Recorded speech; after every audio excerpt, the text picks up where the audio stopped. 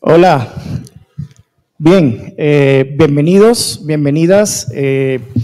Bueno, esta es la cuarta sesión de las jornadas Descubriendo la Ciencia Abierta.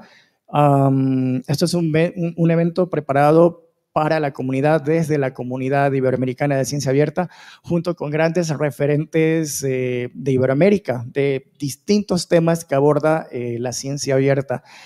Este primer ciclo de 5 sesiones está pensado para la comunidad de editores, la comunidad de revistas científicas, y bueno, todas las sesiones están con este enfoque. Y el día de hoy, pues vamos a tratar un tema quizás no muy común de tratar, ¿no? El tema de multilingüismo, ¿no? De hecho, las recomendaciones de UNESCO definen a la ciencia abierta como un constructo inclusivo que combina diversos movimientos y prácticas con el fin de que los conocimientos científicos multilingües estén abiertamente disponibles y sean accesibles para todos, así como reutilizables para todos. Eso dice el documento de recomendación de la UNESCO. Y en este sentido, las recomendaciones pues, promueven el multilingüismo en la práctica científica, en las publicaciones científicas, y en la comunicación científica en general. Sobre esto vamos a conversar con nuestros invitados para ver distintas perspectivas y experiencias y con un enfoque hacia el mundo editorial. Y bueno, hoy también nos complace pues, la compañía de Genoveva Espinosa, que bueno, ella es editora de una revista en la Universidad Andina Simón Bolívar, la revista Estudios de la Gestión. Y ahora nos encontramos en la Politécnica Salesiana, Universidad Politécnica Salesiana. Esta es una universidad acá en Quito. Bueno, está en varias ciudades del país, pero ahora estamos acá en Quito. Y pues muchas gracias a la Universidad Politécnica por darnos este espacio, y también gracias a Genoveva y a la comunidad de la RERCIE, la Red de Editores y Revistas Científicas. Bienvenida, Genoveva. Muchísimas gracias, Francisco. Es un honor realmente para mí estar en este ciclo de conferencias en temas tan importantes para los editores, para las revistas y para los autores. El día de hoy vamos a mirar el tema del multilingüismo, qué es lo que está pasando con el multilingüismo, cuáles son las estadísticas que tenemos. Vamos a tener también unos casos de estudios, vamos a mirar algunas de las problemáticas y otra vez felicitar a esta iniciativa tanto de Open Lab como de la RERCIE. Sí, creo que dije bien, estuve en el lanzamiento en el Senacit, fue fantástico ver a tantos editores, a tantas revistas ahí reunidas. Creo que tenemos que seguir trabajando en sinergia para mejorar la investigación que tenemos en el país y en la región. Con eso, entonces, Francisco, si me permites, voy a dar el paso a nuestro primer panelista. Tenemos 3 panelistas espectaculares y quisiera empezar con Saray Córdoba. Saray está acompañándonos desde Costa Rica. Ella es catedrática jubilada de la Universidad de Costa Rica. Tiene un magíster en educación de adultos y bibliotecóloga de la Universidad de Costa Rica. Ha sido docente en cursos virtuales a nivel latinoamericano, a nivel nacional, para la formación de editores en calidad de revistas científicas, repositorios de acceso abierto, escritura en artículos científicos, y también Saray es miembro del Consejo Editorial de 9 revistas científicas en América Latina y forma parte del grupo de trabajo de Claxo Conocimiento Abierto como Bien Común. Además, Saray es miembro honoraria del Sistema Iberoamericano de Revistas Científicas Latindex y miembro del Consejo Asesor de Redalic. Saray, muchísimas gracias por acompañarnos. Te cedo la palabra. Muy buenos días y buenas tardes a quienes nos escuchan y nos ven. Para mí es un gusto estar aquí y muchas gracias a Francisco por la invitación y por tratar este tema tan particular, puesto que por lo menos para mí es la primera vez que me enfrento a este reto de analizar las revistas multilingües. Así es que creo que la discusión va a ser muy rica por los aportes que podemos ofrecer y porque también esperamos que el público dé lo suyo también. Yo quisiera compartir una pequeña presentación que tengo con ustedes. No sé, exacto, gracias. Para ver primero esto que Francisco planteaba en cuanto a lo que nos plantea la recomendación de la UNESCO, que está en la siguiente diapositiva. He subrayado este texto que Francisco leyó y que aparece acá en dos temas muy importantes. Uno es cómo el multilingüismo promueve la colaboración científica y el intercambio internacional. Y el otro es que los conocimientos científicos multilingües abiertamente disponibles deben ser accesibles para todos. Y dentro de en la siguiente diapositiva podríamos ver entre las herramientas que la UNESCO nos ha compartido para llevar a la práctica esta recomendación, se encuentra cómo hacer efectiva este tema del multilingüismo. ¿Podríamos pasar a la siguiente, por favor? Exacto, gracias. La recomendación de UNESCO en este toolkit que nos ofrece dice que hay que alentar el multilingüismo en la práctica de la ciencia, en las publicaciones científicas y en las comunicaciones académicas. Bueno, ¿y cómo? ¿Cómo lo hacemos? Bueno, aplicando la iniciativa de Helsinki de multilingüismo para la comunicación científica, cuya referencia se encuentra ahí abajo, pero vamos a proyectarla en la siguiente diapositiva que nos dice esta iniciativa, y son tres ideas, es muy corta la iniciativa, son tres ideas principales que nos plantea. Apoyar la difusión de resultados de investigación en beneficio de la sociedad, que es a la que me voy a referir principalmente. Proteger las infraestructuras nacionales para publicar la investigación localmente relevante. Esto quiere decir fortalecer nuestras revistas que se han llamado nacionales, pero que por distinguirlas de las internacionales, pero que al final de cuentas todas nuestras revistas son internacionales porque todas están en la web, o la gran mayoría de ellas, y están disponibles para que todos los podamos leer. Entonces, es importante, nos plantea la iniciativa de Helsinki para proteger esas infraestructuras, utilizar el multilingüismo. Y en tercer lugar, promover la diversidad lingüística en la evaluación de la investigación, que este es un tema muy espinoso, muy importante, porque nada hacemos con tener muchas revistas multilingües si no se toma en cuenta para la evaluación. Entonces, en la siguiente diapositiva podemos ver el resumen de estas tres ideas, que yo las sintetizo en tres partes. Una es valorar la calidad, evitar que un solo idioma sobresalga en la evaluación de la ciencia. Otra es facilitar la comunicación para proteger las publicaciones nacionales en otras lenguas y democratizar la ciencia, puesto que hemos visto cómo las lenguas originarias en América Latina son muchas y incluso tenemos el caso de Paraguay muy particular, en que la lengua guaraní es oficial de la nación.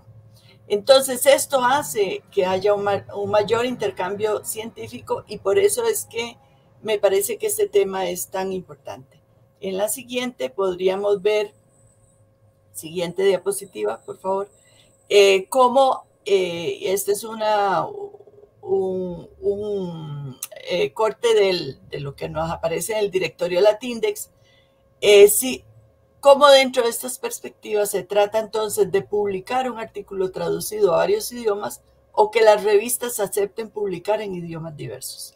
Yo diría que ambos porque tenemos revistas, como vamos a ver, en América Latina que publican en las lenguas mayenses, publican en náhuatl, publican en guaraní, publican en aymara, etcétera, etcétera. Entonces, es importante buscar estas formas como soluciones.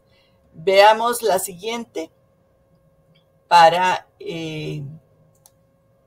ver otra perspectiva importante que tiene que ver entonces como la traducción vista como una duplicación. Aquí no me voy a profundizar sobre esto, simplemente quiero plantearlo porque es como un camino contrario a esta y tradicional, vean que aquí la referencia es del 2013, de cómo ha existido una tendencia a que solo se publique en una lengua, porque la traducción, si publicamos la traducción, se ve como una duplicación, lo cual lo castigan los sistemas de evaluación.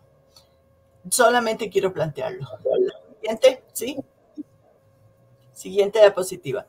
Este es un artículo que se publicó hace bastantes años ya, en el 2014, en Costa Rica, y que nos plantea su autor, director de la revista Pensar en Movimiento, cómo la publicación multilingüe simultánea es deseable, porque va dirigida a una población que genera conocimiento y que es importante que se busquen alternativas ante eso.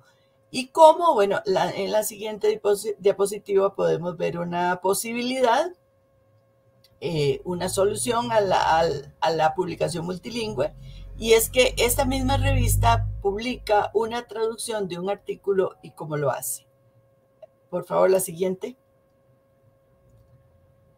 Ok, aquí en la flecha señalo cuál es la versión traducida, y vamos a pasar ahora a ver ejemplos, varios ejemplos de revistas que existen en la región, América Latina, sobre esto. La siguiente. Esta la dejamos para después. Siguiente. Ejemplos de revistas multilingües en América Latina. Estas son algunas, no son todas, pero son quizás de las más importantes. Vamos a ver la siguiente. Creo que la primera, sí. La primera es una revista paraguaya. Se llama Ñemitira. No sé cómo se pronuncia, pero su título es en guaraní. Y señalo aquí, marcado en rojo, cómo se aceptan artículos, además del español, del alemán, francés, portugués e inglés, en guaraní.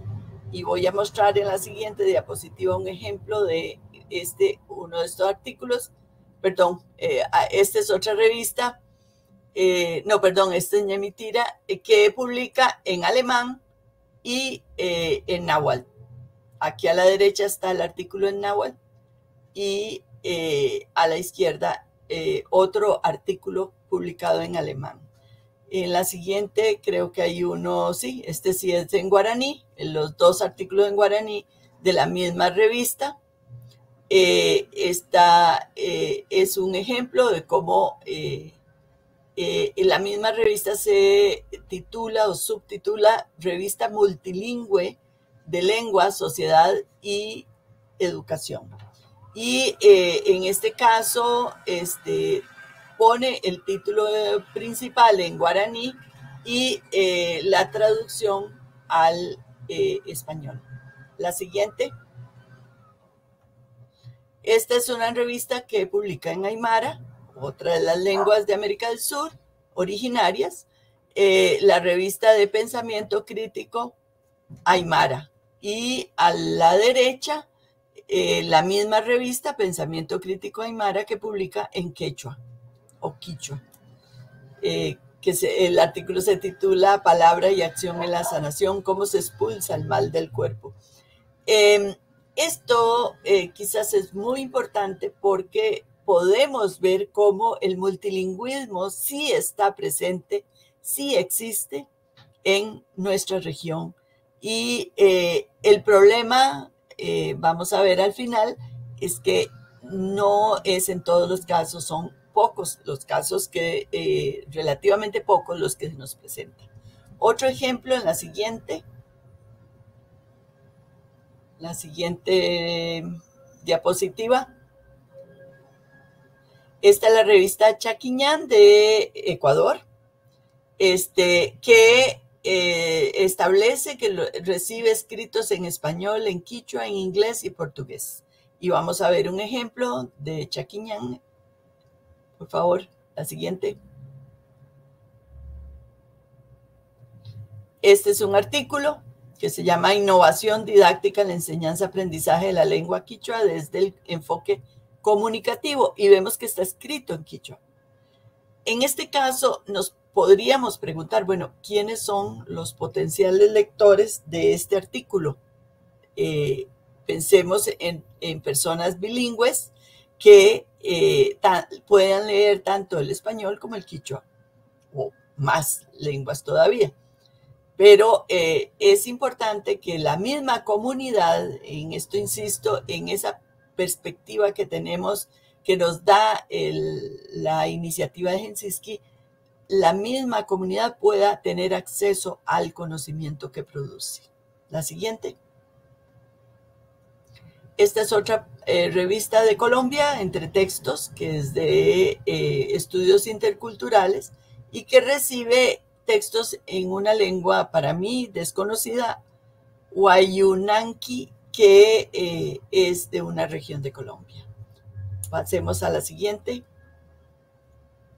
Esta es muy especial, es una revista de lenguas brasileñas, pero que mezcla o comparte las lenguas africanas de origen africano, que actualmente hablan el portugués, como Angola o como Mozambique, y el intercambio que se promueve entre ellas, publicando artículos en sus lenguas originarias. En este caso, es una autora angoleño que escribe sobre literatura en determinado caso. El siguiente. Esta es la misma revista con un artículo que publica sobre Mozambique o de originario Mozambique, y que tiene la particularidad de que el resumen del artículo lo publica en 3 lenguas diferentes: en portugués, en inglés y en el Sichua. Sichua es la lengua originaria de Mozambique, o una de las lenguas. La siguiente. Esta es una revista nicaragüense, se llama Wani, que originaria de la costa del Caribe nicaragüense, y que también recibe artículos, incluye resumen en misquito, que es la lengua originaria, para aclarar además el resumen en español. A la siguiente. Esta es otra revista que se llama Estudios de Cultura Maya Mexicana, y que también acepta artículos en lenguas mayances. La siguiente.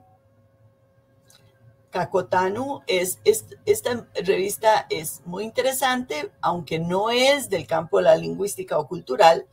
Es una revista de fotografía y divulgación científica, pero advierte, y es subrayado ahí, que queremos que el contenido pueda llegar a las comunidades indígenas de México.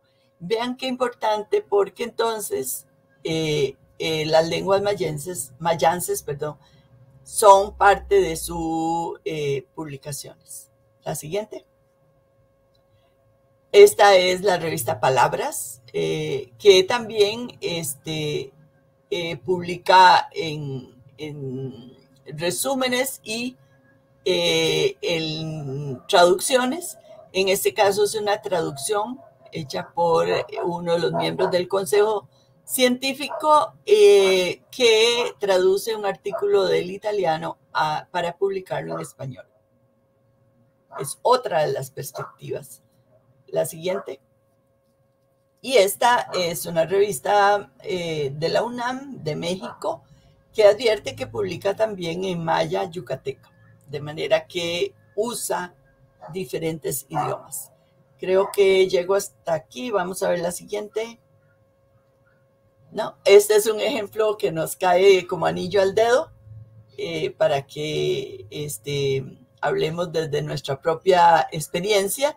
un artículo que se acaba de publicar que se titula Taxonomía de la ciencia abierta revisada y ampliada por un equipo de personas de la comunidad de ciencia abierta de Iberoamérica, y tiene 3 versiones diferentes, en español, en inglés y en portugués. De manera que nadie puede quedarse por fuera para leerlo. ¿De acuerdo?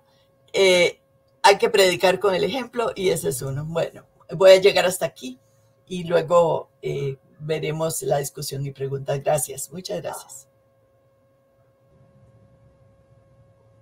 Bueno, bien, muchas gracias Saray por tanto poner ahí un poco en escena el tema y las iniciativas y lo que están los esfuerzos que se están haciendo por detrás, y también por darnos todos esos ejemplos maravillosos de revistas que están haciendo y compartiendo en idiomas, o sea, más allá del inglés, más allá de solamente publicar incluso solamente en castellano o en portugués, sino que en todos los idiomas originarios de la región, porque siempre es maravilloso poder ver justamente cómo existen ese tipo de multilingüismo y de diversidad de idiomas en lo que se está publicando en la región. Yo justamente también voy a hablar un poquito tratando de ese mismo tema. Primero, para los que no me conocen, yo soy Juan Pablo Alperín, soy profesor de la Universidad de Simon Fraser en Vancouver, Canadá, pero también soy el codirector científico del Public Knowledge Project, el PKP, una iniciativa que está hace ya 25 años trabajando para impulsar el acceso abierto y que estamos por detrás de la herramienta de Open Journal Systems, del OJS, utilizado muy ampliamente en la región justamente por revistas, particularmente en América Latina hay un grupo muy grande de revistas que lo está utilizando. Y también, por último, soy codirector de un grupo de investigación que se llama Scholarly Communications Lab, el lab de la comunicación científica, el ScholarCom Lab, y también ahí donde estoy trabajando en diversos proyectos, estudiando aspectos de la comunicación científica. Para no repetir las cosas que ya ha hablado Saray, yo solamente, quiero contarles un poco, primero, de hablar y también podríamos sacar miles de ejemplos y datos de toda la dominancia que hay del inglés, pero yo creo que es importante también resaltar también y ver por qué algunos de los aspectos negativos y de hacer todas las cosas y de que el inglés sea considerado como el idioma, la lengua franca de la ciencia y el idioma que valoramos tanto en muchas de las maneras que evaluamos revistas y evaluamos la ciencia en la región. Y aquí solamente uno de muchos estudios que miran un poco la dominancia del inglés, pero este me gusta porque justamente está un estudio que mira a las especies que están descritas en la literatura para mirar la biodiversidad y mirando cuánto más es que las especies que están escritas en inglés, y eso tiene un impacto de especies de qué partes del mundo están siendo descritas en estos idiomas. Entonces, la diversidad, cuando publicamos y consideramos que el inglés siendo la lengua más importante o la ciencia de alta calidad estando en inglés, estamos mirando, nos hace enfocarnos en áreas del mundo o en problemas que no necesariamente son las áreas del mundo en las que estamos viviendo. Entonces, la biodiversidad, que es tan amplia, como está Saray en Costa Rica, uno de los países con más rica biodiversidad del mundo, Ecuador también, donde están ustedes, otro país, donde también hay tanta variedad de especies, pero que si estamos describiendo solamente cosas en inglés y publicando en revistas donde les importe la biodiversidad de esos países, estamos olvidando a una gran parte de lo que del mundo y estamos cerrando los ojos y cerrando la mirada a eso. Entonces, solo para dar un ejemplo de ese tipo de diversidad. Acá tenemos el mapa donde están los estudios, las especies descritas. Lo que pueden ver es el número de estudios escritos en inglés y lo que pueden ver es que la biodiversidad descrita en los países de habla inglesa, o sea, hay tantos más estudios publicados mirando a las especies de esos lugares. Y eso hace que, de alguna manera, estemos teniendo esta ignorancia de lo que está a nuestro alrededor inmediato. Pero bueno, si miramos a otro lado, porque eso es lo que se encuentra en las bases de datos, cuando empezamos a mirar las bases de datos internacionales, donde están las revistas llamadas indexadas, y esto lo pongo entre comillas porque sabemos que lo que están indexados no es toda la ciencia. Y mirando un poco lo que pudimos estudiar nosotros hace poco de las revistas que están publicando usando OJS, y lo que podemos ver es que aquí, primero que hay en América Latina en particular, una gran cantidad de revistas publicando, utilizando OJS, y recordemos que las revistas que están publicando OJS suelen ser revistas que están siendo publicadas de manera local, principalmente por entidades académicas o por iniciativas más independientes de pequeñas editoriales, ¿no? O de cosas que ni siquiera llamaríamos editoriales, sino que son iniciativas o portales de revistas que están trabajando más de una manera dentro de las manos de la comunidad académica. Para los que les interesa ver los detalles de las publicaciones de todo lo que está publicado con OJS, los invito a sacar ahí, usar el QR para acercarse a esta publicación que sacamos hace poco, porque acá está la descripción completa de lo que yo voy a hablar ahora en solo unos minutos. Va a ser solamente resaltar alguna de la parte justamente relacionada al multilingüismo, pero ahí pueden ver mucho más sobre los detalles de lo que está publicando con OJS, que estamos hablando de una cantidad de publicaciones que hasta cierto punto no son consideradas dentro de los sistemas de evaluación que solamente miran a las bases de datos llamadas internacionales, la Web of Science y Scopus. En este estudio resaltamos que hay más de 25.000 revistas en más de 9.000 instalaciones, que en 2020 se publicaron 1 millón de artículos. Para darles los datos más actualizados que sacamos ahora, estamos justamente trabajando en un nuevo estudio. Ya encontramos más de 8.000 revistas más publicadas usando JS, así que creemos que hay más de 30.000 revistas, casi 35.000 revistas publicadas utilizando JS en distintas partes del mundo. Lo que habla de... Y esto acá no es para solamente resaltar, bueno, que OJS, el éxito que tiene o cuánto utilizado es, sino para demostrar lo que hay verdaderamente una demanda por querer estar compartiendo conocimiento en revistas académicas. O sea, sigue habiendo una explosión y lo que permite el OJS justamente es que cualquier iniciativa, cualquier grupo, no importa de que si tienen una comunidad muy grande o si es una comunidad pequeña, que están interesados en compartir sus conocimientos de esta forma, pueden integrar sus conocimientos a través del uso de esta herramienta. Y vemos con este crecimiento constante en el número de revistas que están surgiendo en todas partes del mundo. Principalmente, eso voy a saltear, principalmente lo que podemos ver es cuando vemos a dónde están publicándose, vemos que vimos en Indonesia hay una cantidad de revistas impresionante utilizando JS, pero ahí también pueden ver en segundo lugar América Latina y el Caribe, con 20% de estas revistas que hicimos en el estudio están publicadas en esta región. Y en total sacamos la cuenta que más o menos 80% de estas revistas están publicadas desde lo que podríamos denominar como el sur global. O sea, estamos mirando a esta parte justamente donde existe esta diversidad lingüística, donde existe las revistas que están queriendo publicarse que no necesariamente están en las bases comerciales.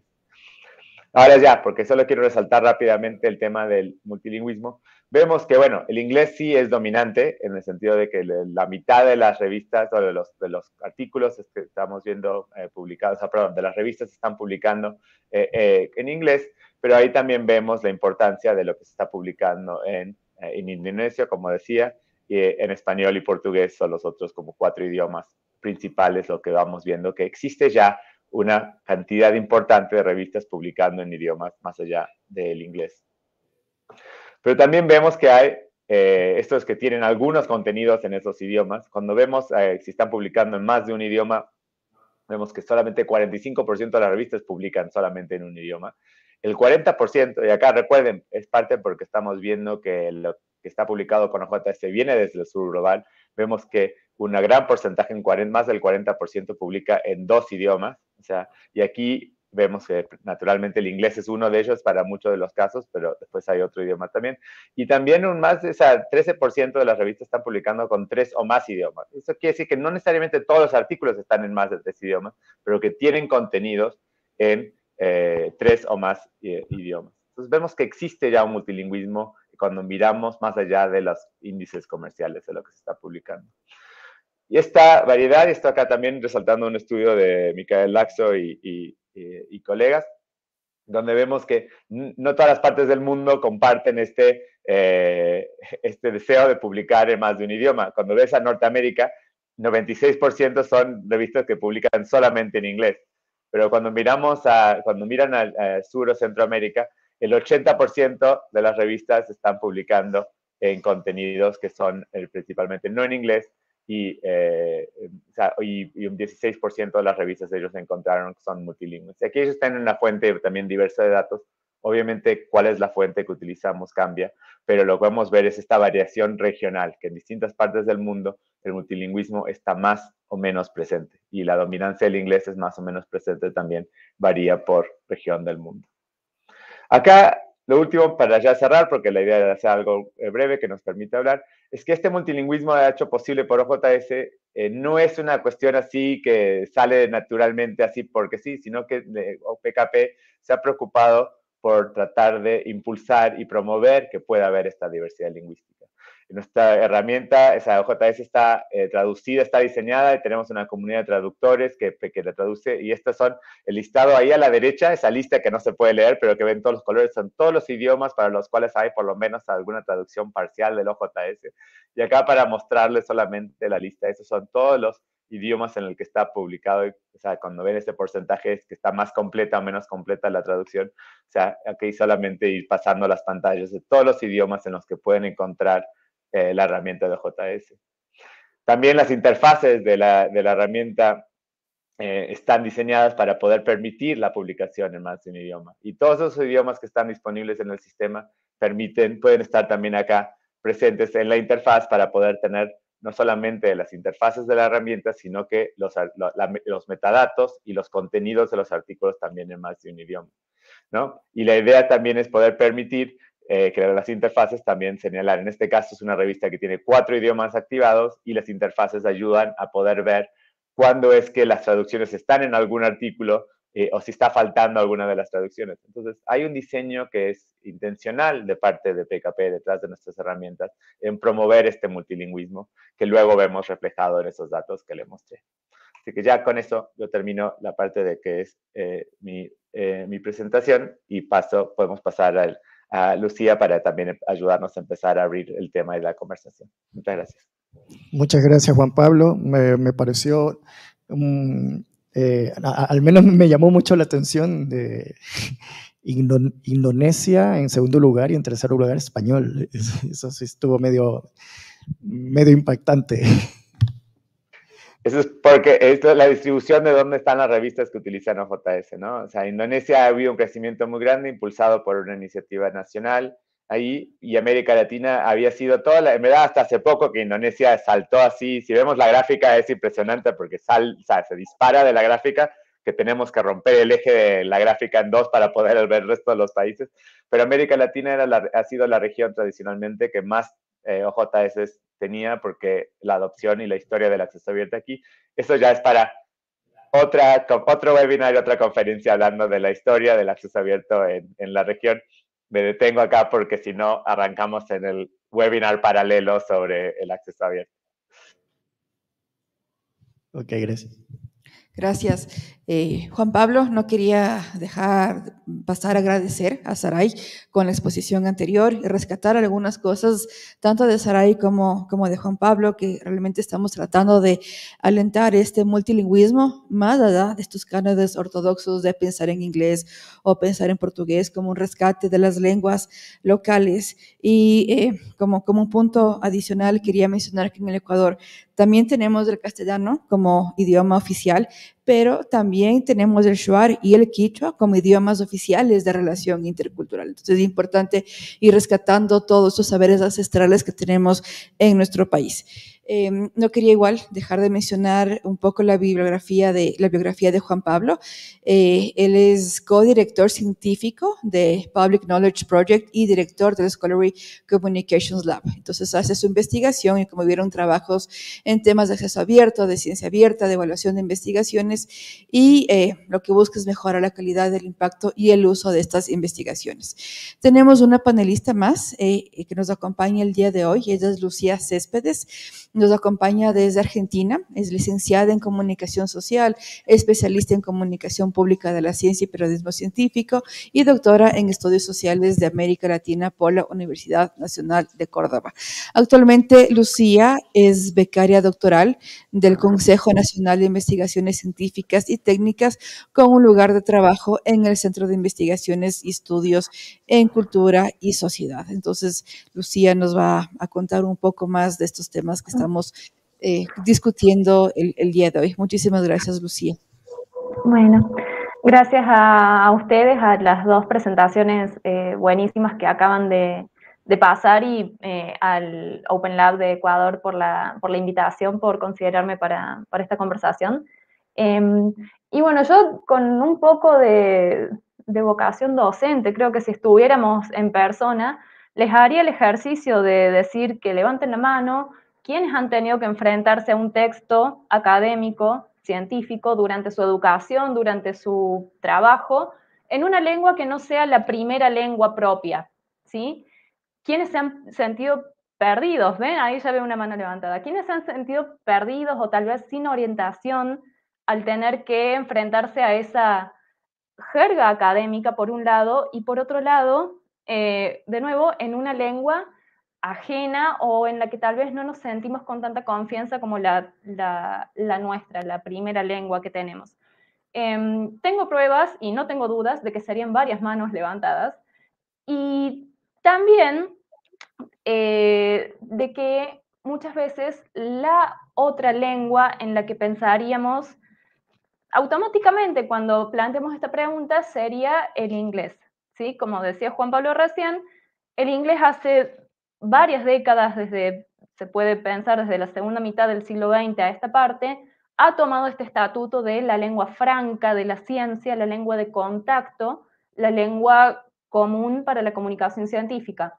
Lo que vamos a tratar de argumentar acá, y que los colegas lo han dicho ya, es que la existencia de una lengua común no tiene por qué implicar la existencia de una lengua única, o que esa lengua de contacto no tiene por qué convertirse en la única lengua posible para la circulación de trabajos científicos que valgan y que sean legitimados por la comunidad y que sean evaluados positivamente por los sistemas de evaluación de la performance y las universidades, los centros de investigación, etcétera, etcétera.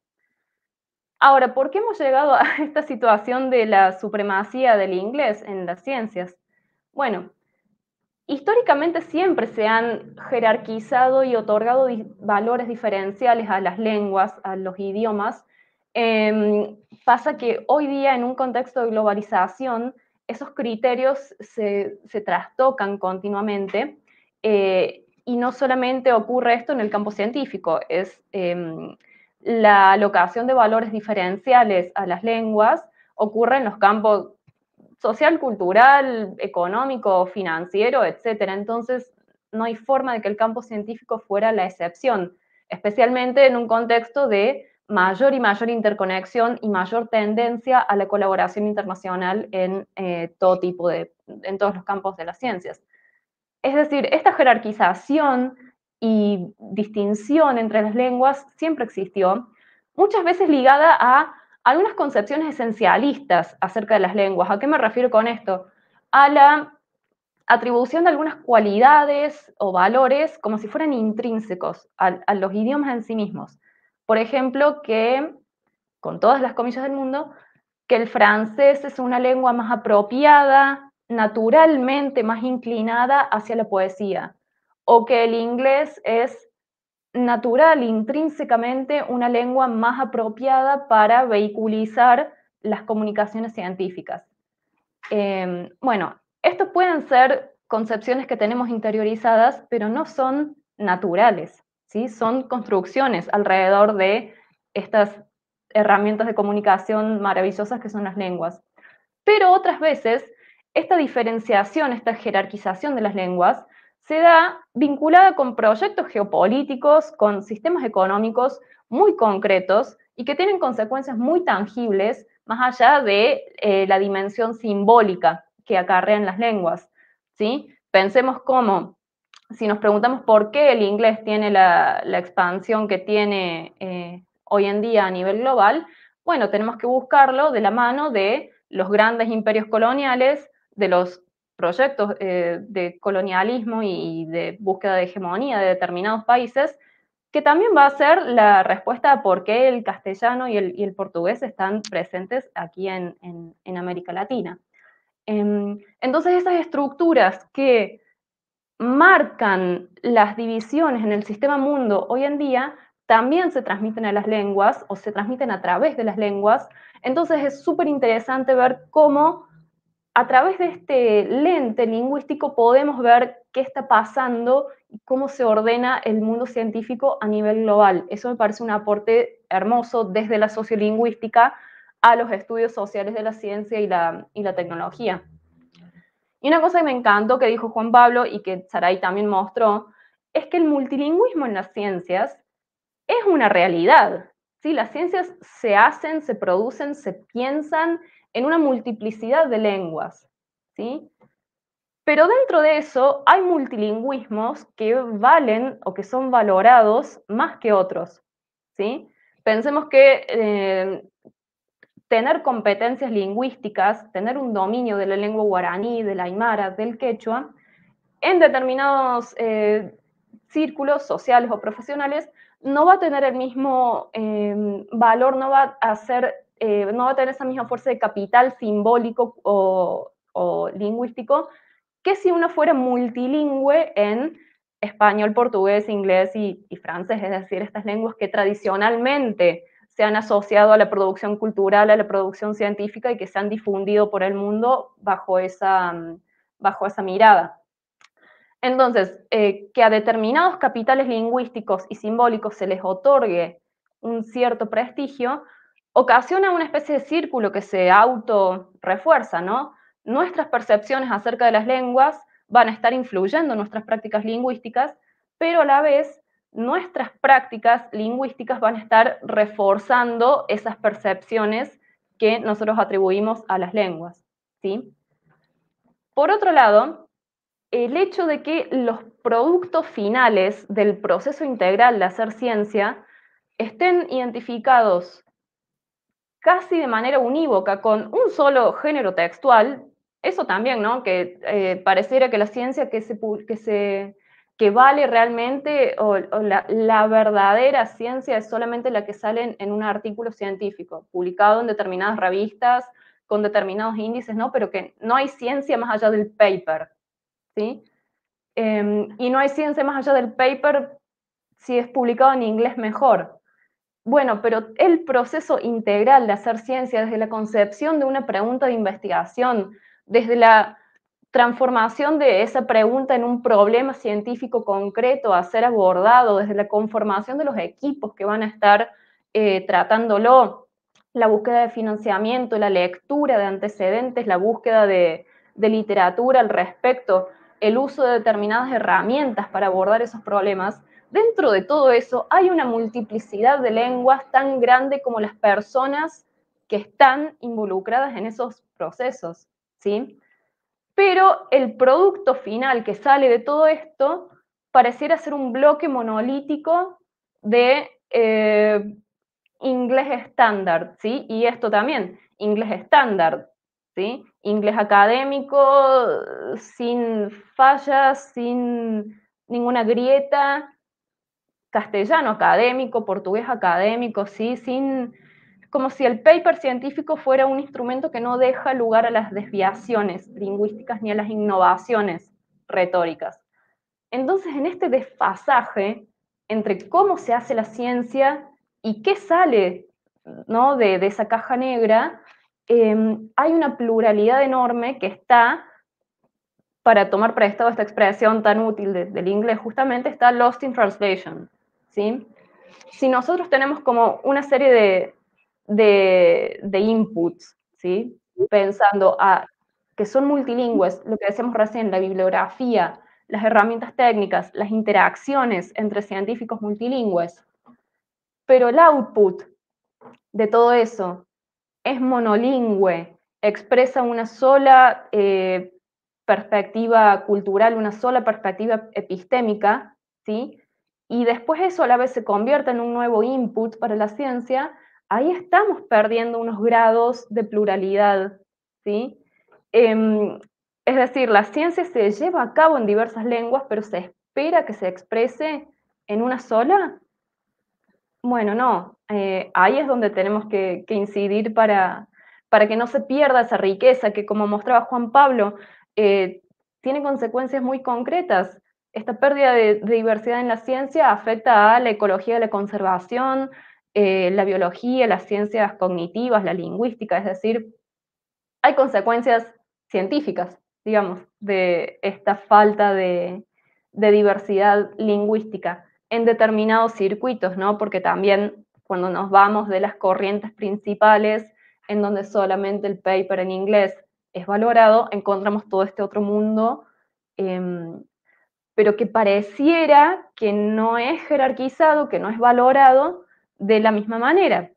Y esto, de nuevo, a través de mecanismos que ya son estructurales del campo científico, los sistemas de evaluación, los sistemas de indexación, la forma en que está articulado el mercado de la edición científica hoy, arman esta equivalencia entre determinadas lenguas y determinadas cualidades del trabajo científico. La excelencia, la originalidad, la universalidad, ¿no? ¿Cuáles son las lenguas habilitadas para hablar de experiencias universales o universalizables y cuáles son las lenguas que van a estar siempre relegadas a describir estudios de caso o estudios locales, ¿sí? Y ya también para ir cerrando esto que espero que haya tenido algún orden y se haya entendido, me gusta mucho una idea de Donna Haraway, esta filósofa enorme de las ciencias. Ella dice que en nuestros procesos de pensamiento científicos, humanos, importa qué ideas usamos para idear otras ideas. Entonces, trayéndolo a este ámbito, realmente importa un montón qué textos usamos para escribir nuevos textos, qué lenguas usamos para decodificar nuestro mundo. Incluso pensemos en los lenguajes de programación, que no son lenguas naturales, qué lenguas usamos para crear nuevas lenguas, ¿sí? Entonces, de nuevo, para cerrar, me encanta que el multilingüismo se esté pensando desde la perspectiva de la ciencia abierta como una parte integral de este movimiento, y que así como la ciencia abierta tiene que ser pensada y situada desde nuestros lugares, porque no estamos proponiendo una carrera ciega y loca hacia la apertura como si fuera un valor en sí mismo. Tampoco el multilingüismo es una meta en sí misma, sino que estamos pensando en prácticas lingüísticas situadas, pensadas y que recuperen esta potencia decolonial y democratizadora del acceso a la ciencia, no solamente a los productos y a los beneficios de la ciencia y la tecnología, sino también pensando en las barreras de entrada lingüísticas que están hoy en día para convertirse en productor, digamos. Digamos que las lenguas no sean una barrera en ninguna de las instancias del proceso de producción, circulación y apropiación de las ciencias, ¿sí? Y en definitiva, cualquier temática, lucha, discusión que tenga como centro a las lenguas nunca va a ser estrictamente lingüística, sino que va a tener todas estas ramificaciones de las que celebro que haya muchos más encuentros de estos para hablar. Así que, bueno, muchas gracias. Muchísimas gracias, Lucía. Genial tu exposición. Y bueno, voy a aprovechar y voy a contar un tema personal. Hice el doctorado en la China y entonces cuando tú preguntaste quién ha tenido que enfrentarse a papers en otros idiomas, me entró toda esa angustia que sentí hace 10 años cuando iba a las clases y algunas clases eran mandatorias en chino y los documentos estaban en chino y comprenderán que mi nivel técnico no era suficiente para entender la información, el conocimiento que estaba ahí, y fue un reto súper grande, pues el acabar el doctorado en otros idiomas. Tenemos una participación muy activa de las personas que nos están acompañando en redes. Creo que es importante resaltar, y lo dijo Francisco, pero lo quiero volver a decir, es un evento híbrido, ¿sí? Entonces tenemos personas que están en la sala, en el aula magna de la Politécnica Salesiana, y también tenemos pues gente de todo el mundo de América Latina que nos está acompañando a través de nuestras redes en Open Lab. Está siendo retransmitido por LinkedIn y no sé qué otra. También por YouTube. Y por YouTube, sí. Y de todas maneras va a quedar grabado por si alguien quiere volver a mirar estas intervenciones. Una pregunta que veo que está repetida en varias de las intervenciones de nuestros participantes es: va más hacia los desafíos, ¿no es cierto? Entendemos y sabemos que hay que hacer un rescate, hay que trabajar hacia este multilingüismo, pero ¿cómo podríamos apoyar a estas lenguas y estas indígenas ante este mainstream que puede ser español, o puede ser inglés, o inclusive portugués? Porque vemos el nivel de producción que hay en el Brasil con el portugués igual es amplísimo, y ahí ya tenemos, ¿no es cierto?, como que una primera barrera en la región, porque los de Brasil no quieren publicar a veces en América Latina, y América Latina no publicamos tanto en Brasil porque no hablamos portugués, y como que entonces, estando en el mismo continente con la misma realidad cultural, histórica, un poco, guardando las diferencias, hay esa barrera inmensa. Entonces, la primera pregunta, unos 2 minutos, yo creo que podríamos abrir el debate para nuestros panelistas: ¿cómo podríamos apoyar a estas lenguas indígenas que se han visto de alguna manera minorizadas ante el mainstream académico? Saray. Gracias, sí. Hay un elemento importantísimo que podemos observar en los ejemplos que expuse, y que nuestra coordinadora resaltaba un poco la situación del Ecuador, y es que hay una decisión política importante en algunos países de América del Sur de oficializar las lenguas autóctonas. Entonces, de esa manera, pues podríamos ver que hay una gran sobresalen esas lenguas en las publicaciones. O sea, las publicaciones no pueden hacer artículos o publicar artículos en lenguas autóctonas si no hay quien los lea. Me explico, tiene que haber una comunidad de lectores, de usuarios que dominen esa lengua, y al hacerla, oficializarla, la lengua en un determinado país o región, pues entonces facilita esa comunicación. Creo que es el caso del quichua, es el caso del guaraní, y no sospecho que también en México el náhuatl y las lenguas mayances también andan por ahí. Me interesa mucho hablar también de las variedades de inglés en América Latina, del inglés criollo. Tengo el ejemplo de Costa Rica documentado por las investigaciones que se han hecho, no mías, sino de lingüistas de acá, y cómo son lenguas consideradas no solo minoritarias, sino discriminadas, porque el inglés criollo llegó a Costa Rica con los jamaiquinos, que emigraron para la construcción del ferrocarril en el siglo XIX, muy temprano del siglo XIX, y ellos se encargaron de divulgarla, de usarla, pero llegó un momento en que se prohibió su uso. Entonces, es una lengua que, a pesar de que se llegó a hablar por una mayoría en la región del Caribe de costarricense, en estos momentos es una lengua que está cayendo en desuso. También este es un asunto que me parece que sería interesante trabajar con Lucía, discutirlo, porque como la ciencia producida con lenguas en vías de desaparición también, pues puede haber ahí y debe existir también, por ejemplo, en el caso de la biodiversidad, conocimiento importantísimo que se puede perder. Gracias. Gracias, Saray. No sé si Juan Pablo o Lucía quieren comentar algo sobre esta discusión. Adelante, Lucía. Sí, ya que Saray me mencionó, me das pie justo. Sí, creo que acá se toca, digamos, las políticas científicas, las políticas educativas y las políticas lingüísticas.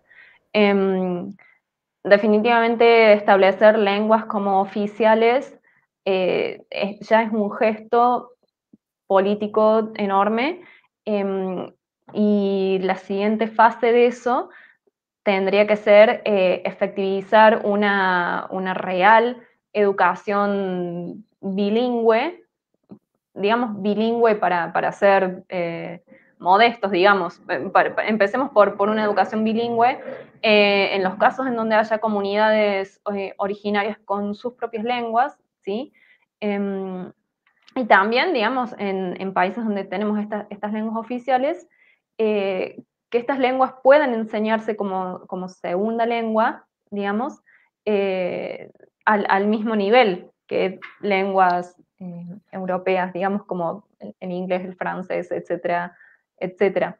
Y para eso sí me parece re interesante que estas lenguas sean consideradas capaces de producir y comunicar conocimiento científico en sí mismas y que no sean tomadas simplemente como meros objetos de estudio.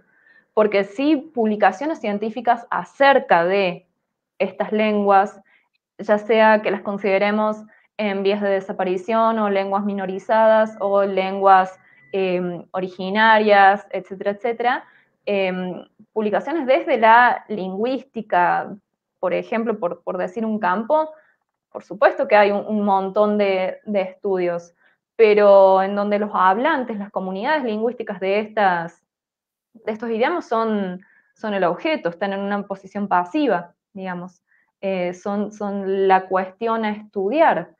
Entonces me parece que partiendo desde políticas educativas donde estas lenguas se pongan en juego al mismo nivel que las lenguas hegemónicas, digamos, de cada país, es un primer paso importantísimo para que después puedan participar activamente como sujetos de construcción de conocimiento científico, legítimo, validado.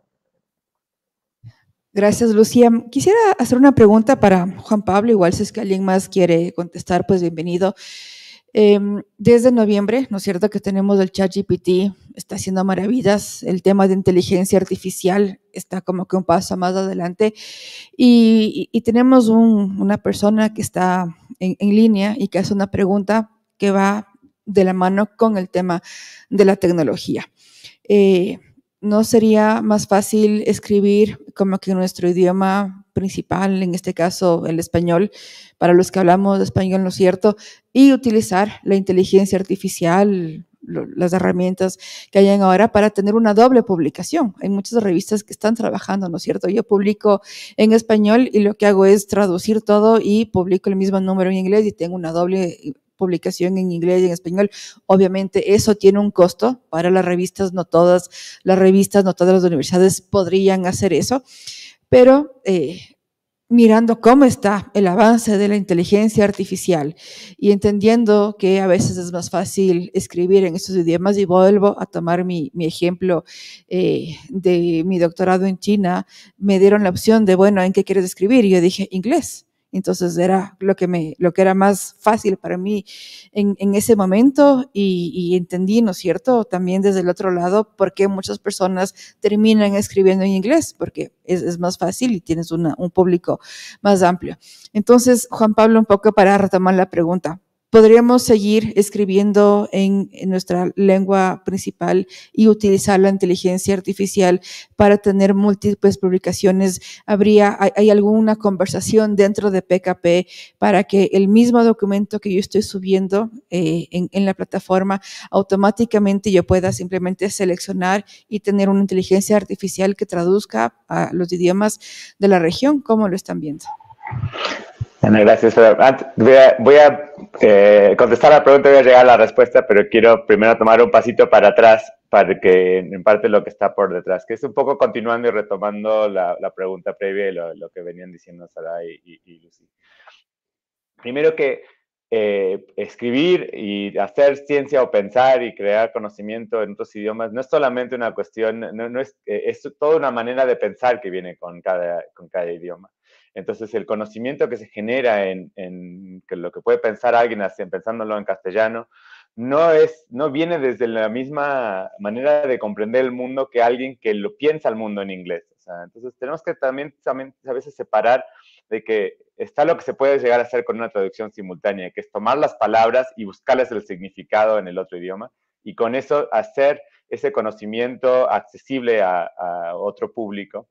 Pero no es lo mismo, o sea, de qué idioma se genera es importante. Por eso es lo que yo también estaba retomando algo que dije en mi presentación, la importancia de ser conscientes de tratar de cómo hacer para poder fomentar la producción de conocimiento en los distintos idiomas y facilitarla tanto con tecnologías como hacemos nosotros con las interfaces, de hacer fácil que las personas puedan decir, quiero hacer una revista o una publicación en este idioma y que no tengan que batallar con una tecnología para poder hacerlo.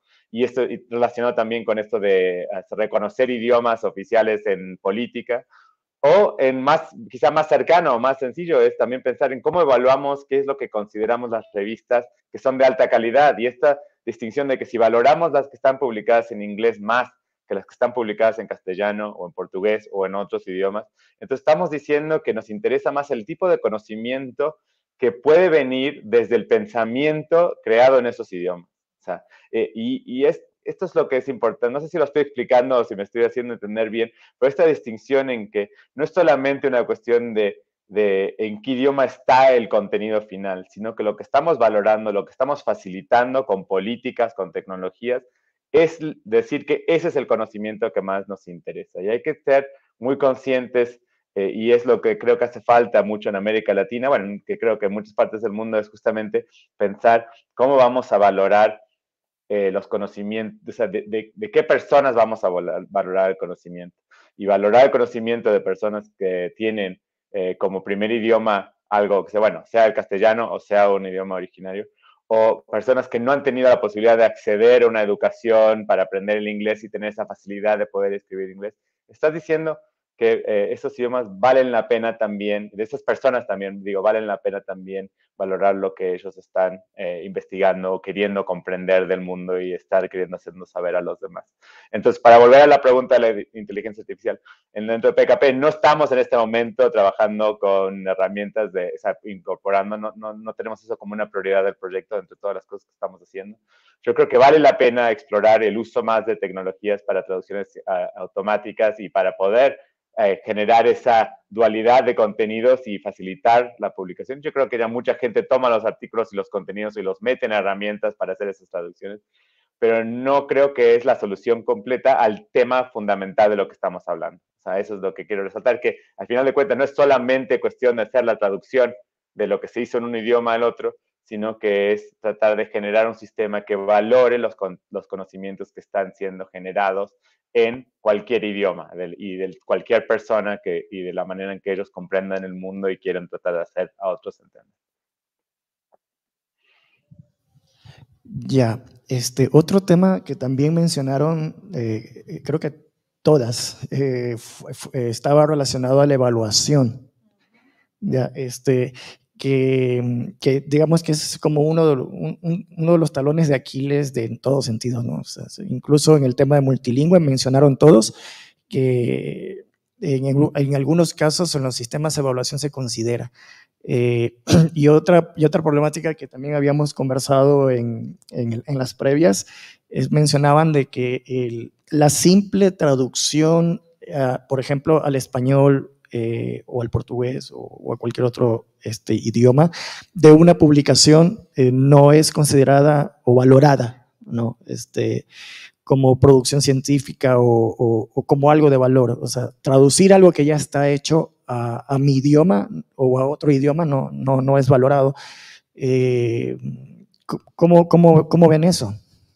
No sé si quieren comentar sobre esos dos temas, evaluación científica y la traducción. Saray.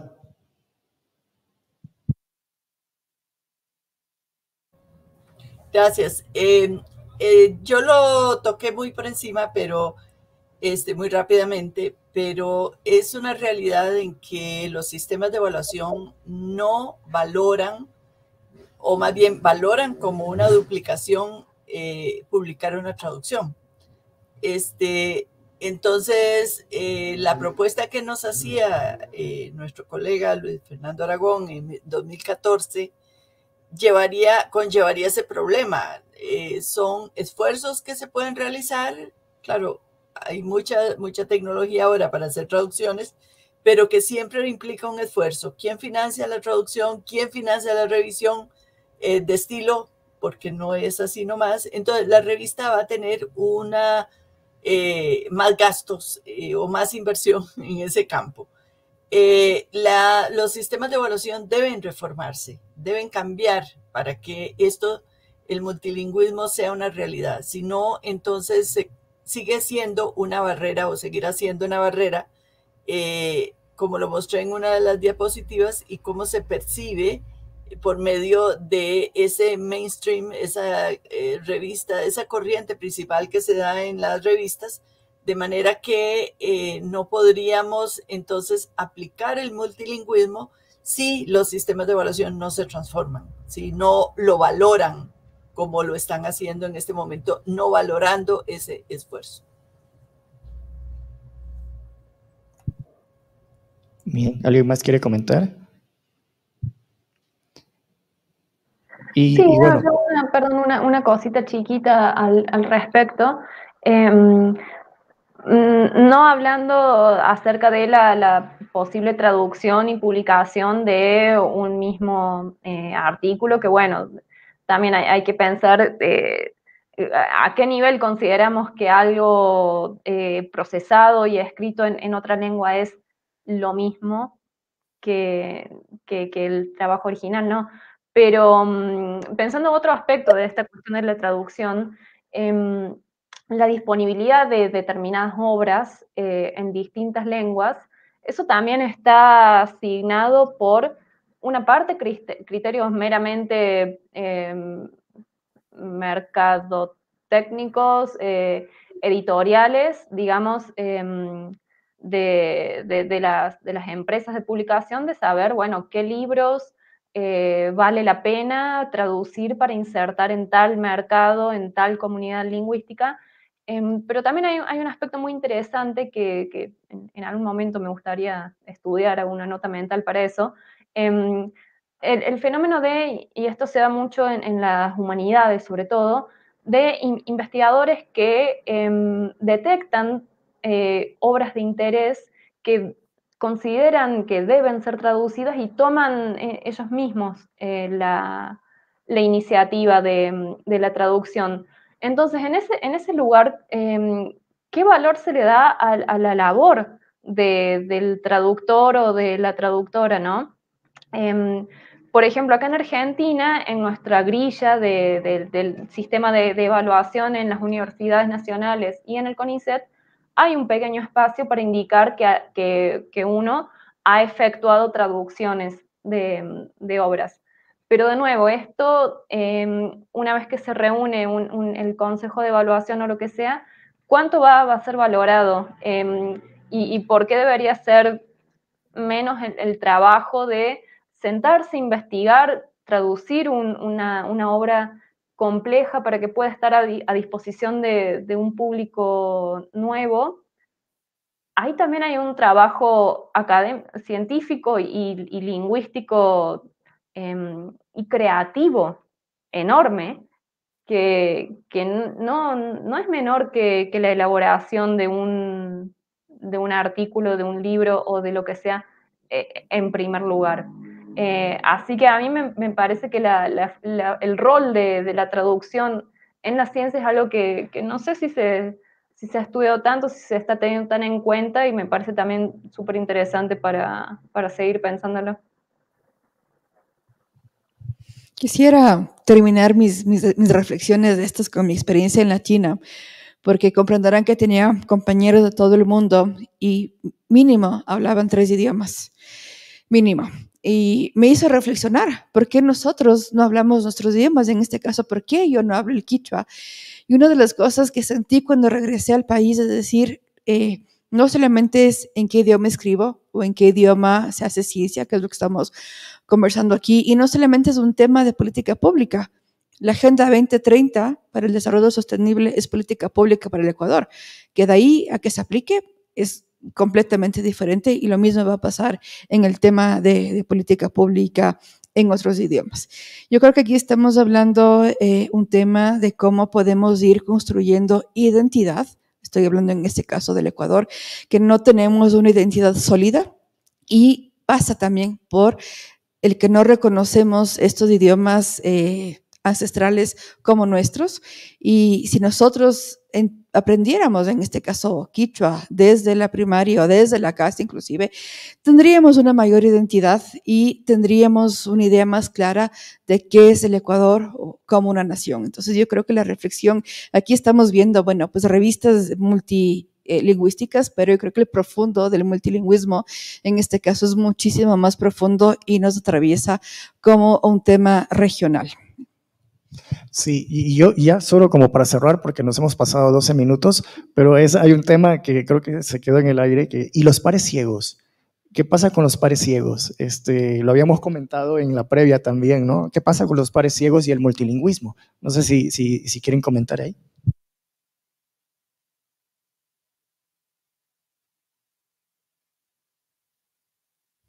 Adelante, Saray.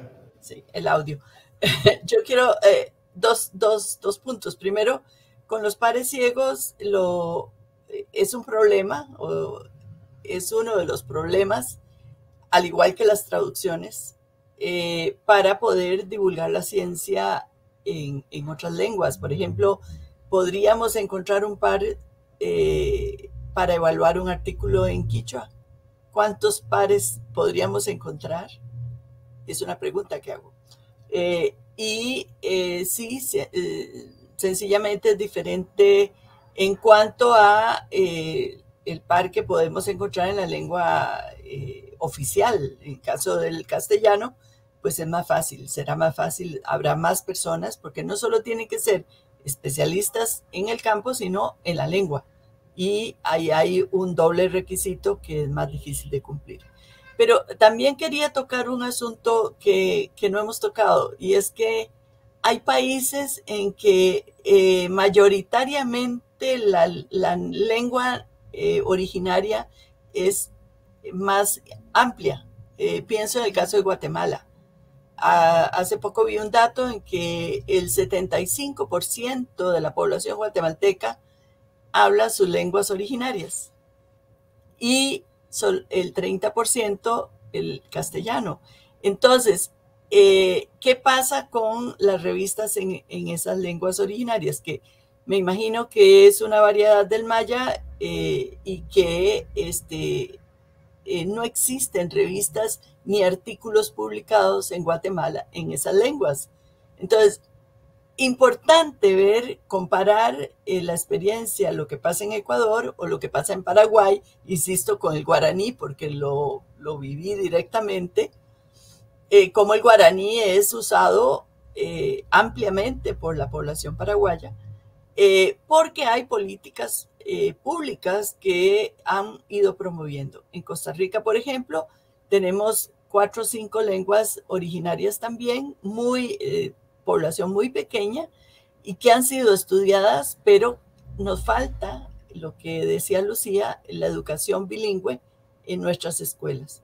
Entonces, son cosas que tienen que ir de la mano, son decisiones que tienen que ir paralelas para que puedan funcionar el multilingüismo. Quiero decir con esto que estamos viendo un montón de facetas diferentes que hemos tocado aquí, que para llegar a ese ideal, digamos, podríamos decir utopía del multilingüismo en las revistas, pues, o en las publicaciones científicas, pues tenemos que resolver muchos problemas que subyacen en nuestro ambiente político y económico, como planteaba Lucía también. Eso. Bien, si no hay más aportes, no sé, Juan Pablo, Lucía, yo creo que podemos ir cerrando la sesión. Yo digo permíteme solo una última, que es solo de un minuto para cerrar, para conectarlo otra vez con la idea de la ciencia abierta, porque yo creo que es una de las conversaciones que, bueno, ahora los que me van siguiendo, ya saben que esto es el mensaje que vengo repitiendo, creo que en todos los espacios en los que voy, sobre pensar la ciencia abierta como mucho, tomando toda la definición completa de como la propone están las recomendaciones de la UNESCO. Por eso me gustó mucho que Saray nos abrió un poco justamente con esa manera de pensar el multilingüismo, sobre la posibilidad que la ciencia abierta no es solamente el acceso abierto, los datos abiertos y abrir productos, o sea, no es solamente una cuestión técnica de apertura, sino que todos nos metamos en la cabeza que la ciencia abierta es justamente la apertura a distintos sistemas de conocimiento, a distintos grupos de actores, a crear más diversidad en quienes participan en la ciencia. Para mí, el pensamiento, el vínculo entre el multilingüismo y la ciencia abierta es eso, es que el multilingüismo es una manera de traer a nuevas voces, nuevos actores y nuevos conocimientos y maneras de pensar a la ciencia. Y para mí eso es lo que es lo lindo, lo bonito y la oportunidad que brinda la ciencia abierta.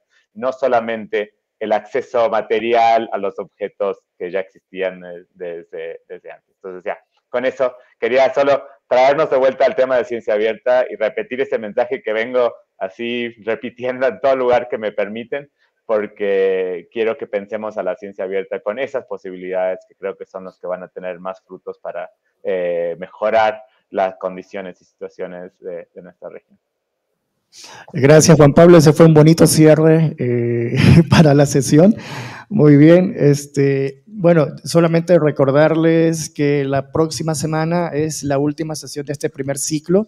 Seguimos con el tema de revistas. En este caso vamos a tener un tema más, que es datos y revistas, para dónde vamos, y bueno, va a ser en Universidad Central, moderada por Susana Cadena, y bueno, vamos a tener a 3 maravillosos invitadas, y bueno, eso va a ser el día 3 de agosto, el próximo jueves, a la misma hora, si no me equivoco, 10:30 de la mañana. Entonces también están invitados, estás invitada, Genoveva, muchas gracias por acompañarnos. Francisco, por la invitación. Gracias a Open Lab, a todo el equipo de Open Lab, otra vez también a Rercie, a la Salesiana por habernos prestado las instalaciones, y un gusto haber compartido y conocido pues a un panel tan interesante como el del día de hoy. Muy bien, muchísimas gracias. Un abrazo. Bueno, igualmente, muchas gracias a todos y nos veremos la próxima. Gracias.